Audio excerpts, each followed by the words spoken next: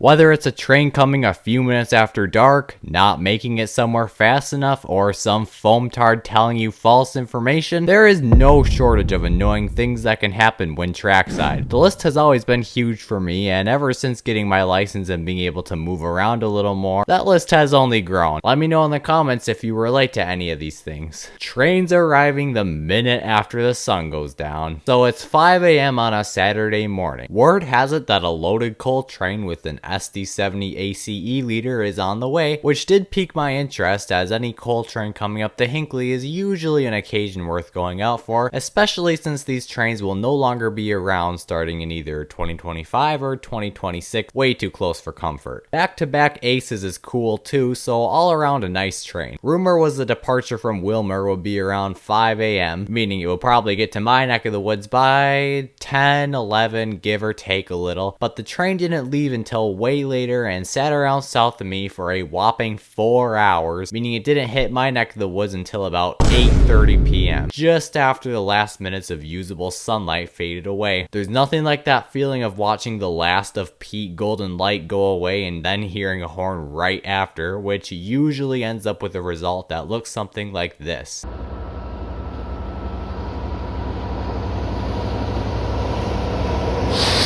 Thanks for your quick and quality service, BNSF. I'm sure your customers appreciate it just as much as this foamer does. The train breaking down before reaching you. Trains breaking down is a relatively uncommon occurrence. That's not to say it doesn't happen, but 9 times out of 10, the train will reach its destinations with few or no issues. But sometimes you can get really unlucky. This was me about 2 weeks ago when I heard BNSF 2648, a standard cab Jeep, was leading the Superior to Northtown. You could probably consider this a rare occurrence since Jeeps are usually kept strictly on road or local service, especially now, so I flew out the door and headed to one of my favorite new spots called Starch Road. My mood became more and more dampened the further the sun went down, and eventually I decided to leave and drive north to the town of Bruno. I waited there for a good 30 minutes, and then I heard a bit of radio chatter saying something or other along the lines of the train breaking down. I'm not exactly sure what caused it, but as soon as I heard, "We're broken down south of Nickerson," I just gave up right on the spot. I just went home. It was almost dark by that point, and I'd waited over 2 hours. And this was a Sunday evening too, like I had to work tomorrow. Not making it in time for a train and walking home empty-handed. One Monday back in the good old days when I was unemployed for like 5 days, I decided to take my afternoon to head up north and do some rail fanning. The trains on my radar were a Superior to Northtown with a pair of CN SD70Ms, and after that I was gonna head further north and catch the Rapids turn on the lake sub, a train I've still been meaning to chase all summer. The plan was to intercept the Superior to Northtown somewhere by Holyoke, get a quick shot there, and then head further north for the Rapids turn. The plan sounded perfect in my head. What could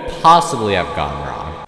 Well, everything. I got to Holyoke and witnessed the train pop out of the trees right after putting my vehicle into park. I didn't even have a chance to get out the door and get a simple phone video. Train 1 might have failed, but at least train number 2 hasn't even left yet. No way I can miss a train that hasn't left yet, right? And this train is always at a Superior within a couple hours, just like clockwork. I waited out by a crossing for about an hour, sat in the truck and watched some YouTube before finally deciding this was stupid and driving the 50 minutes home. Really sucks coming back empty-handed, especially since I get a full 14 miles to the gallon in my vehicle. I like my 5.4 V8, but holy crap, the thing drinks more gas than I do coffee on a Monday morning. Vehicles blocking highway shots. The more I've been able to move around, the more I've realized just how nice an across the highway shot can look. Like anything nice, it comes with its own set of challenges. That's because no matter how rural of an area you live in, there's no escaping the thing you'll always inevitably find on a highway: traffic. Wow, what a discovery I made. Who would have